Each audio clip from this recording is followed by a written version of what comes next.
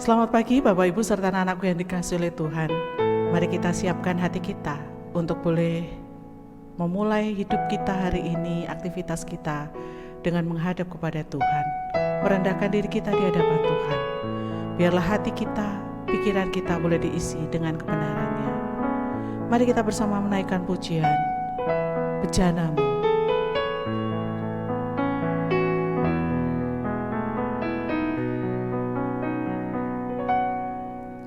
Hanya kepadamu ku bawa seluruh kehidupanku sebagai persembahan yang hidup dan yang berkenan kepadamu. Karena kasih-Mu Kau memilihku. Kini ku datang kepadamu, penuhi panggilan-Mu. Ini aku, bejana-Mu,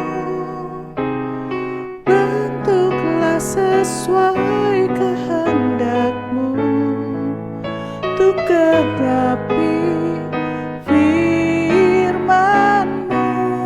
Oh Yesusku, jadikanku alat yang indah di mata-Mu, bejana yang sempurna seperti-Mu.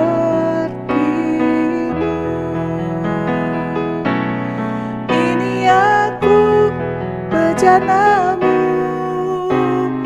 bentuklah sesuai kehendak-Mu untuk genapi firman-Mu. Oh Yesusku, jadikanku alat yang indah di mata-Mu, bejana yang sempurna seperti-Mu. Mari kita berdoa. Tuhan, inilah doa kami ya Tuhan. Kiranya hidup kami boleh menjadi bejana, hati kami boleh seperti bejana yang siap untuk diisi oleh kebenaran firman-Mu. Tolonglah kami ya Tuhan, kiranya firman-Mu yang akan kami renungkan bersama boleh memperbaharui pikiran dan hati kami. Di dalam nama Tuhan Yesus kami berdoa. Amin. Bapak Ibu serta anak-anakku yang dikasihi oleh Tuhan, Pengkhotbah pasal yang ke-9 saya akan membacakan untuk kita semua. Pengkhotbah pasal 9 mulai dari ayat yang ke-10 hingga ayat yang ke-12. Segala sesuatu yang dijumpai tangan-Mu untuk dikerjakan, kerjakanlah itu dengan sekuat tenaga. Karena tidak ada pekerjaan, pertimbangan, pengetahuan dan hikmat dalam dunia orang mati. Kemana engkau akan pergi? Lagi aku melihat di bawah matahari bahwa kemenangan perlombaan bukan untuk yang cepat dan keunggulan perjuangan bukan untuk yang kuat. Juga roti bukan untuk yang berhikmat, kekayaan bukan untuk yang cerdas, dan karunia bukan untuk yang cerdik cendekia, karena waktu dan nasib dialami mereka semua. Karena manusia tidak mengetahui waktunya, seperti ikan yang tertangkap dalam jala yang mencelakakannya, seperti burung yang tertangkap dalam jerat, begitulah anak-anak manusia terjerat pada waktu yang malang, kalau hal itu menimpa mereka secara tiba-tiba. Bapak Ibu serta anak-anakku yang dikasihi oleh Tuhan, tema kita pagi hari ini adalah utamakan prosesnya. Banyak orang di dunia menginginkan sesuatu yang instan. Bahkan banyak orang yang tidak mau sabar. Kenapa? Karena ingin serba cepat, ingin serba bisa, tanpa mau ada yang repot. Bapak Ibu, padahal untuk segala sesuatu yang baik, anak-anakku, segala sesuatu yang enak dan yang sempurna tidak bisa tidak tetap harus melewati apa yang disebut proses. Ada kalanya seseorang itu menganggap sepele ketika mengerjakan hal-hal yang kecil. Misalnya kalau kalian piket, ya karena sekarang pandemi kita tidak bisa piket ya. Tapi ketika kalian bisa piket di kelas dan kemudian untuk merapikan sapu atau alat-alat kebersihan, kalian asal taruh, lalu kalian menyuruh orang lain untuk merapikan. Sepele sih, walaupun itu adalah pekerjaan yang sudah disepakati bersama. Kalau misalnya kita menerima tugas dari guru atau dari orang tua kita, pekerjaan itu sepele. Adik kita bisa mengerjakan, tapi kenapa sih orang tua harus menyuruh kita? Kita cenderung untuk memberikannya kepada orang lain. Kenapa? Karena kita nggak mau repot. Sebaliknya, ketika kita ada tugas yang besar, kita berharap bahwa tugas yang besar itu diberikan kepada kita. Kenapa? Mungkin ada keuntungan yang bisa kita dapat di sana. Bapak Ibu serta anak-anakku, justru ketika ada pekerjaan yang besar itu justru tidak diberikan kepada kita, tetapi dipercayakan kepada orang lain. Pemimpin tidak mempercayakan tugas itu kepada kita, maka biasanya kita bisa menjadi marah dan kita merasa kecewa.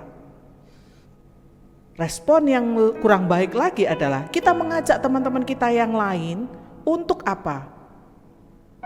Mengganggu teman kita yang mendapatkan kepercayaan.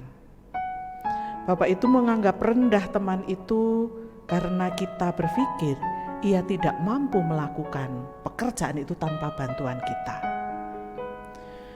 Anak-anakku serta Bapak Ibu yang dikasihi Tuhan, hidup adalah proses. Sesuatu bisa mencapai sempurna bila dikerjakan dengan baik. Mengerjakan tugas dari yang kecil-kecil itu membutuhkan kesetiaan. Dengan kesetiaan melakukan pekerjaan yang kita pandang kecil atau yang dipandang kecil oleh orang lain, itu merupakan modal untuk mengembangkan diri kita di dalam mendapatkan tanggung jawab yang besar. Bapak Ibu, Tuhan mempercayakan kepada kita satu pekerjaan yang besar, tugas yang besar, oleh karena kita sudah terlatih ketika mengerjakan hal-hal yang kecil. Seberapa setiakah kita mengerjakan tugas dan tanggung jawab kita yang dipercayakan untuk kita kerjakan dengan baik? Bapak Ibu serta anak-anakku yang dikasihi oleh Tuhan, firman Tuhan mengajarkan kepada kita bahwa segala sesuatu yang dijumpai dengan tanganmu untuk kamu kerjakan, kerjakanlah itu dengan sekuat tenaga, karena tidak ada pekerjaan, tidak ada hikmat dalam dunia orang mati. Kemana engkau akan pergi? Bapak Ibu, biarlah serta anak-anakku, biarlah setiap kita boleh mengutamakan bukan meremehkan hal-hal yang kecil, tapi kita mengerjakan pekerjaan kita dengan baik. Adakah kita adalah orang-orang yang setia? Adakah kita orang-orang yang tekun yang mengerjakan tugas kita dengan bertanggung jawab? Bapak Ibu, pekerjaan besar diberikan ketika kita setia melakukan pekerjaan yang kecil. Tuhan memberkati kita. Mari kita berdoa. Terima kasih ya Tuhan untuk waktu yang Tuhan berikan bagi kami. Pagi hari ini kami boleh bersama-sama merenungkan firman-Mu. Tolonglah kami ya Tuhan untuk boleh menjadi orang-orang yang setia di dalam melakukan pekerjaan-pekerjaan yang Tuhan percayakan kepada kami. Bukan hanya pekerjaan yang besar, tetapi biarlah kami boleh bertekun juga di dalam pekerjaan-pekerjaan yang kecil yang mungkin dipandang sepele oleh orang lain.